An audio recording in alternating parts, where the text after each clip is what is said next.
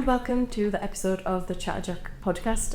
I'll be the host for the day. I'm Lindsay and I'm the owner-founder of Chatterjack, and today I'm joined by three fabulous guests. Good morning, I'm Simon Lawson, local wheelchair athlete. And yourself? Hi, I'm Nyah Burns and I'm from West Cumbria Catholic Sixth Form. Go on in, welcome. Thank you. Hi, I'm Millie and I'm also from West Cumbria Catholic Sixth Form. I'm going to hand over to you guys. I'm sure you've got some super cool questions planned for Simon, so... Yeah, shed loads. Long morning for you, Simon. So I was just wondering, can you share a bit about like your early life and why you wanted to get into sports, Simon? My early life, from the start, came from a motorbike background. My dad used to race speedway, so we were always just... Me and my brother brought up on bikes. We live on a farm, so we just had bikes around the farm, and obviously with my dad racing speedway, we used to follow him around the country. We would have the competition bug like him, and just get into racing from there really, ever since when I got injured. I was 19 years old when I got injured, and obviously being sporty like from day one, it was just looking for another avenue to pursue after that really. That's what kept me going, but I've always been active, ever since day one, so I've always tried to find something to keep me occupied. Actually, I know you were talking before about New York and Chicago, so what was it like competing at international level? Was it? Oh, it's awesome, yeah. I think the first time I went sort of international was probably 2014. It was a massive thing back then. I raced in England, doing London Marathon and different things in England, and to take a flight abroad and go away, like different countries and different languages and stuff like that. It's pretty daunting at first, but it's great to be in different places and see different parts of the world. Being all over the place, like Tokyo and Seoul and Rio in America, like Australia, different places like that. It's amazing to see. And that sounds good, but can you talk about some of the challenges that you faced? Biggest challenges are just the competition, really. In the sporting world, you've kind of challenges about getting the equipment right and stuff like that. Probably the biggest challenge is your competition. I think that's the biggest sort of thing that you look at. There's always somebody out there that's a little bit quicker or a little bit stronger in different aspects and stuff like that, which obviously challenge you. And you come home, train a bit harder, and look for different avenues to go to rise to them challenges. Yeah. You're just talking about your training. I just wanted to ask you, how has it evolved over the years? Is it the same depth, or does it get harder as you go on through your career? Depends. The older I get, and it gets a little bit different. At first, I kind of just started off doing my own thing. Once my sport become more serious, more of a profession rather than just kind of a hobby, then I had a coach, and then the training got set for me, and then we would tailor the training towards each different event, different marathon. So next week I go to New York, and that's a really tough course, probably one of the toughest marathons that we do because of the bridges.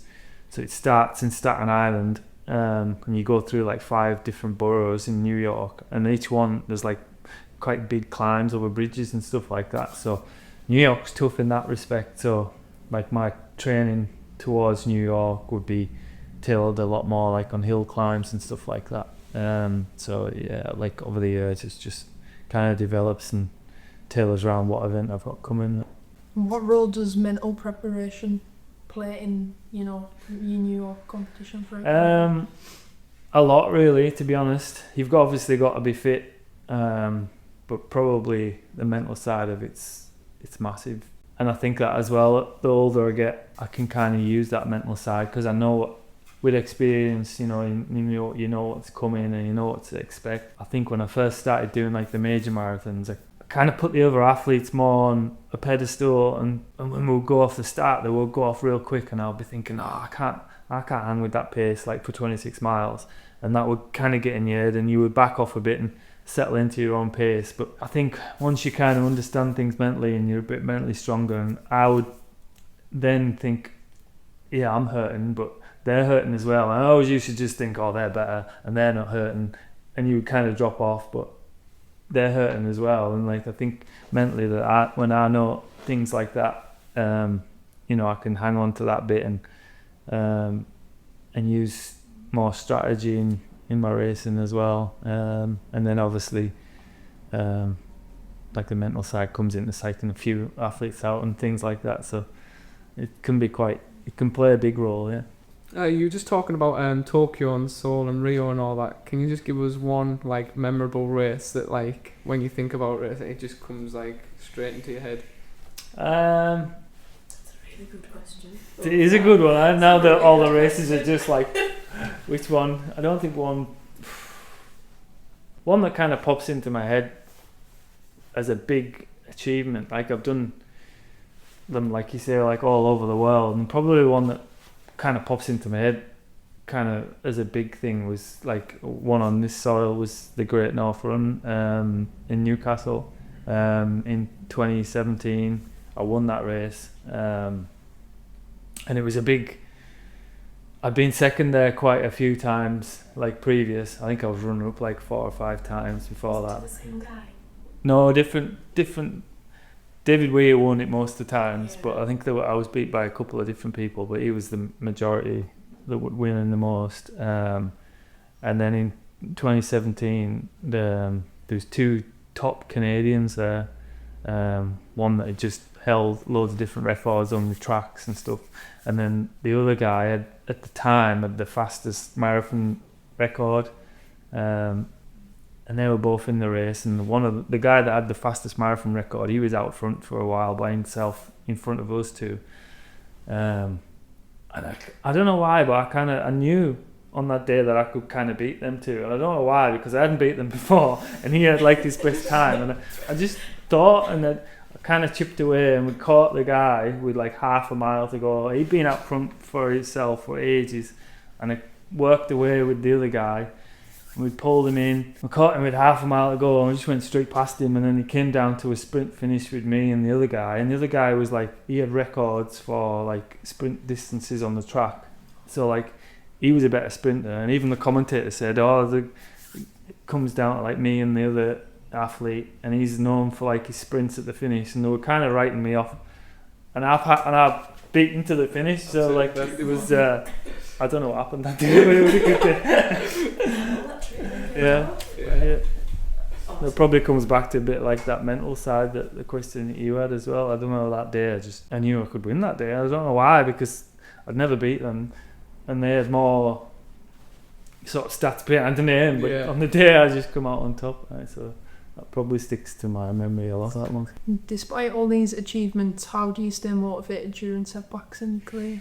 I had E. coli this summer. I had a good race in Boston at the start of the year, Boston Marathon and then London Marathon. I had 2 good races, and then I was feeling kind of good for this summer, and I got blooming E. coli, and I was like out for like, I didn't train for seven weeks. I was really kind of ill, and I was like, and then I had invitations to race the Great North Run again. In September was like really busy. I had Great North Run, I had Sydney Marathon, which I hadn't done before, which was a kind of new thing, and it was an invite to go there. I had that to go Sydney, and then Berlin the week after, and I was sitting there while these invitations were coming in, and I was like, I couldn't even get off the bum. So I was thinking, I can't accept these.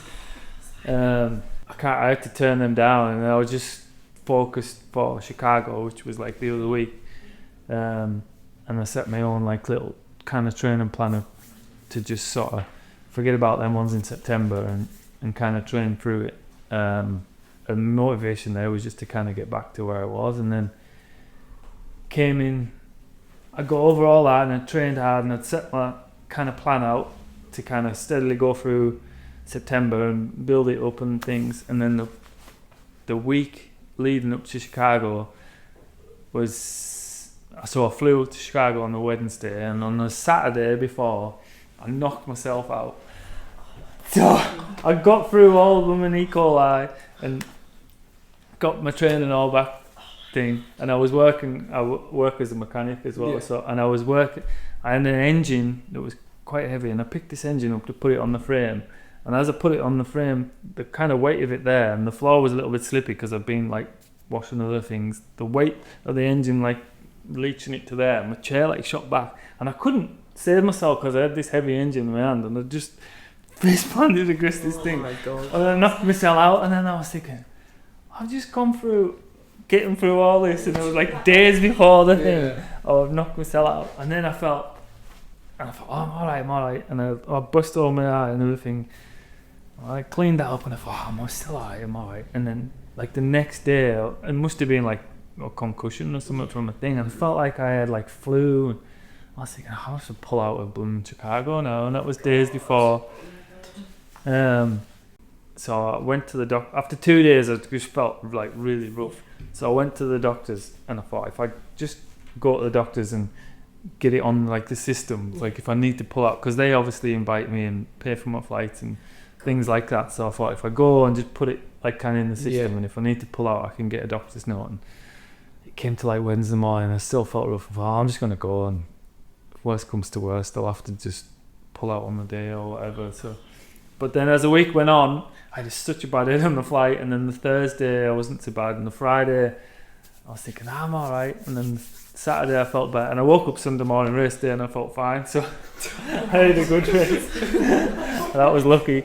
But like going back to the motivation thing, like I didn't know where I would be at in Chicago. I kind of trained hard, but obviously in the major things, like if you slip out of like the top 10 or 12 kind of thing, you don't get like the invitations back and stuff like that. And it was playing on my mind whether to kind of pull out, because like no result would probably have been better than like a really poor result and slip down the rankings. So like the motivation was to kind of keep there. And then I went and I slotted right back in kind of where I was at, to be honest. And I ran in sixth and seventh, like most of the race, until like the last 200 meters of the race. The back of my chair broke during the race, and it wasn't really affecting me until I come to like a hill, but typically there was a hill just before the finish, so I slipped back a little bit. But that's motivated me a lot for New York, because like I've got back to where I kind of was, and I thought, if I've missed that 7 week and I've trained as good as I have, and I've slipped back into kind of where I was, then it's kind of motivated me more for New York, because I think I've had a few more weeks and I've had more training, and I think I can go better than kind of where I was at, really. So it's kind of motivated me a lot for next year as well, saying that I think I can kind of improve on where I've been, really. So a long-winded answer to a question, but yeah, that's my motivation. Yeah. If you could give advice to young athletes who are just starting their career now, what would you say to them? People get disheartened, I think, early on. You know, if you're looking at the best, and everybody wants to be the best, everyone wants to win, but people kind of develop in different times as well. And I think sometimes I did it a little bit. You always look at the top guys, and you can get a bit disheartened if you're not there, or you're getting beat, or you're not performing as well as them. But you just got to. Everybody's individual, and you all progress at different times, and your own what's their best and what's your best is all different. So I don't think get too worried or carried away about what other people do as well. You know, like I say, like people progress at different times as well, and if you see somebody else getting a little bit quicker at this point, and just stick to your own thing and develop, and as long as you can kind of make improvements of your own kind of goals each time, just work on yourself, really, and not get carried away in everybody else's hype or progress and stuff like that. That's a really good advice. Just in general. I love that. Yeah, well, everybody progresses at different things, isn't it? Even in life, Yeah, in your job, that's good. Whatever yeah, you're doing, exactly. Yeah. Yeah, that's so true. Yeah, I like that. Good question. I know you've spoke about the Great North Run, but what's your most proudest achievement so far? That ranks up there a lot. And then I've got and Lindsay just asked me to bring medals in before, but I didn't listen to the message early enough, so I never brought any in. But organised mission was good. I was bronze medal in Commonwealth Games twice. So the first time was on the Gold Coast in Australia in 2018, and that was the first time I got selected to represent Team England in the Commonwealth Games, and we went over there, and I finished third, and it was a sprint finish as well. There was an Australian that won gold, and he kind of just broke away a little bit. Was that a home crowd advantage? Maybe home crowd as well, because the Aussies, they're a bit like, I don't know how to say it.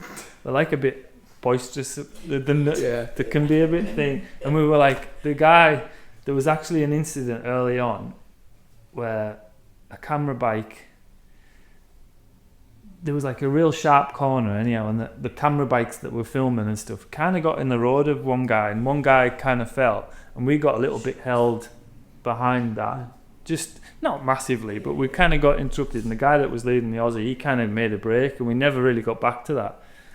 So then Aussie crowd, they were like, "Kurt's got you're never gonna beat Kurt," and like this guy was wearing it, all like home crowd, and I'm thinking, cheers. So they were getting it, but he got away, and then there was second, third and fourth. We were all together for like the whole race, and it was coming down to the last sort of sprint, and like the sprint finish isn't really my forte as such. I would kind of be better at just kind of like getting a pace and like holding it or hanging on to a high pace, but the sharp kind of sprint, like fast twitch fibers or whatever, that's not really my fault. And I was coming down, I was thinking, there's three of us, there's 2 medals left there, and we were all there, and I was thinking, and I was kind of testing them a little bit. Everybody would make like a surge, and I was thinking, is he quicker than me? Am I quicker than him? And it came down to like the last mile to go, and there was another English guy in it, and a Canadian and me, and he made a surge kind of before I thought it's a long way to kind of sprint finish from here. I didn't expect it, and he made a surge, and I think the other guy didn't expect it either, and I managed to just cover that, and we got away, but we all finished like neck and neck, and that was like a tight finish. I was proud of that, to get a bronze medal there. And then the Commonwealth Games were in Birmingham in 2022. I got a bronze medal again there, so they're probably my biggest sort of medal achievement so far. Thank you. I just wanted to ask you, how do you feel like, as you've been through your career, how the perception of para athletics has like changed? Because you're probably like one of the biggest like things it's had an impact on, where you've got to witness it change all the time. Massive. Yeah. These are really good questions. Half of them aren't mine. Mine are later on. Mine just take credit for them. I think every year it kind of raises up, but I think from like London 2012, I think was a big step for like disability sports in this country, and obviously with David Weir winning, I think he got 4 gold medals in that games, and he was our home guy, and it developed a lot for disability sports and stuff like that in this country. And then each year it's getting a bit bigger, and like you get events like London Marathon. Each year they seem to be increasing the prize money for like for the wheelchair category as well. So it's as if it's gaining more respect as well. Because so you train as hard. Yeah, you train just as hard. Our equipment's more expensive than like the able-bodied person buys a pair of trainers. We've got like race chairs the race chairs now are getting ridiculous. In this last year, 2 years, the chairs have started to make more of a difference than the actual athlete. like the Swiss Structure. the Swiss guy from Switzerland, he developed this chair with a Formula One team, and it was like all carbon fiber, and it's fancy thing. And there's a rule in like racing where everything's got to be commercially available, so everybody's got the same chance of getting the same thing. Well, this chair isn't really commercially available, and they put like a price tag on it. It was like something like £50,000 for this chair, and they said, well, it's there, you can buy it. Yeah. Nobody's paying that money for it, so it wasn't. But he's like, since he got that, and he's just won everything. Ever since he got in it, he's just won everything. Like, he's broke course records. Like, he knocked like 5 minutes off London Marathon's course record, and like course records get broke by 10 seconds or 30 seconds, and he's knocked them. So that's just gone ridiculous. But that's all as the sport's grown and things like that. Well, that opportunity wouldn't have come years ago. Like, a Formula One team wouldn't have been interested in like our sports years ago. So things are progressing, and the outside sponsorship, like one of the Japanese guys, he's sponsored by like Nike, and the American team is sponsored by Bridgestone, and there's different it's coming a lot more to like the limelight and stuff like that. So I was racing background, having a Formula One. I know, right? It's massive, it's good. So I just need one to help me now. We'll do our best. So just building on that, when you were talking about London 2012, is there any specific events you're looking forward to in the future? I do all the marathon majors. Sometimes I don't do Tokyo, but like the marathon majors are like Tokyo Marathon, Boston, London, Berlin, Chicago, New York. So I do them as like a circuit each year, and then obviously when it comes to like Olympic year or Commonwealth year, I focus on things like that. So the next Commonwealth Games, just being in Glasgow, I've took that on because Australia were going to do it, and then it fell through like financial reasons or something. So you're saying about how you got into para-athletics at about 19, quite a young age. What would you say to people who don't really know much about para-athletics? Now, obviously with the internet and stuff like that, you can search stuff and see things, just kind of see what you would like. Local sports clubs, I know at Carlisle they do like basketball and things like that, wheelchair basketball and things like that. So there is groups and that all over that kind of just, it's like anything, when you're not into something you don't kind of know about it, and then as soon as you kind of get into it, things just kind of pop up everywhere, and just kind of see what you enjoy as well. Not everybody wants to do a marathon like I do. There's different things, Absolutely. I hated running before I got into like to do marathons in my race chair. I just did hate running. Like the most I would do was cross country at school, and that's about 5k. And I wouldn't run unless I was late for something. I would bike everywhere. I would use push bike, but I didn't like running. So it's a bit ironic that I do marathons now. But if you had to speak to your younger self, what would you have said? Just sounds cheesy, but just like follow your dreams. Like just do what you want to do. Like it's your.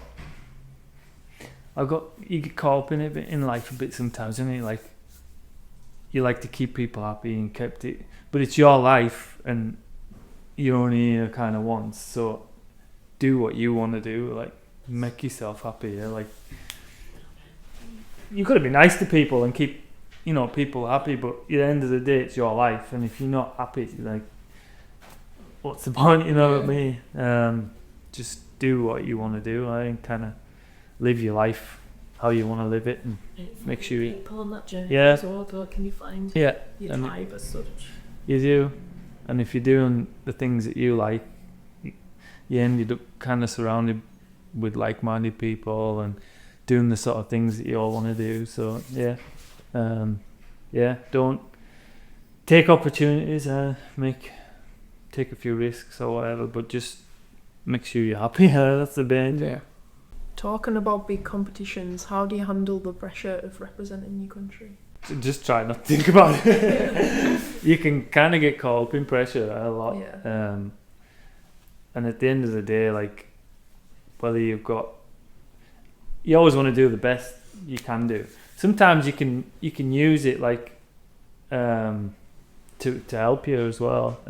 Not get too caught up in the pressure of it, but it's nice when you pull, like, normally when you do your marathons, you've got your own kit that you bought or whatever.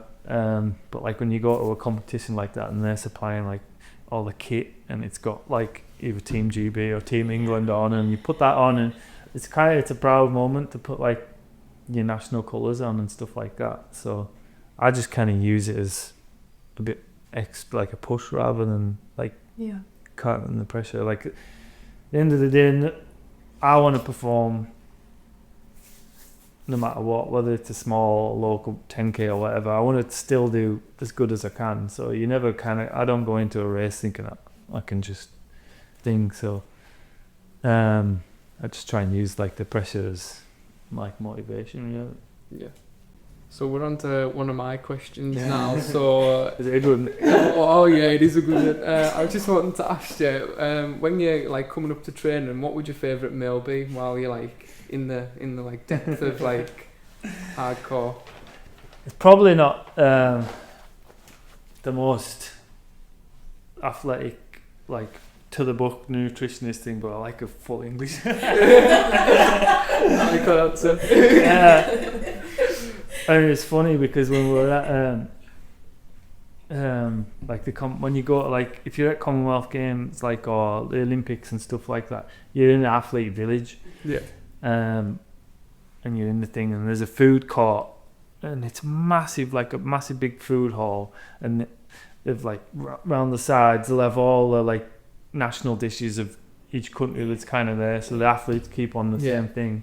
And when we were at the last one that we did, like at Birmingham for the Commonwealth Games, we were going, and like I was sharing my apartment room like with David Weir, and we'll go to breakfast together, and he would like have porridge and something like that. In the morning I was having like a full English. How can you eat that? That's not nice food. But like I was full English, and obviously I do enough training to burn it off type thing. So like I can just use and it's like Born in the Great Northern, did you have any full English? I'll try to think. I probably did.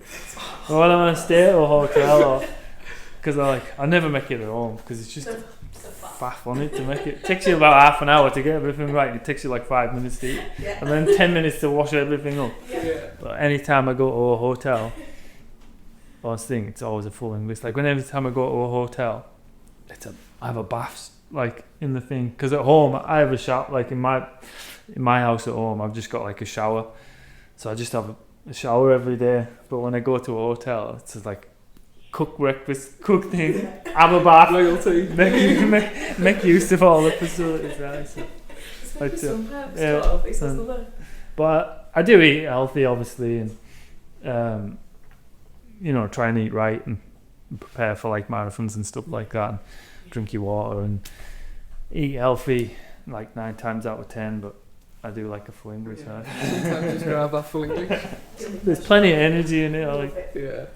Because at the end of the day, like, you just need calories in a marathon. If you're out there and you do like 26 mile, you're out there. I mean, we're not out there as long as runners, but like on average, we're about an hour and a half. So you're just burning a lot of calories, really. So the calories come in good. I flat fungi. That's been so good. We do have a closing tradition on the podcast, so I'm just gonna go and get the spinny wheel. So in a sec. Do we spin which way? Anyway, whichever way you want. I'll go clockwise. Ooh. No, I wasn't very big. It was stiffer than I thought. It's not very fortunate. What are we on? We are on number 5. Ooh. So number 5 is, if you could switch jobs with anyone for a day, who would you pick and why?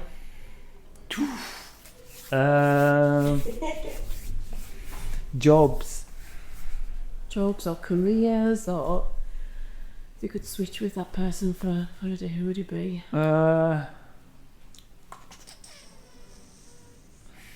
I don't know. I take a lot of flights and stuff, so it'd be probably a pilot.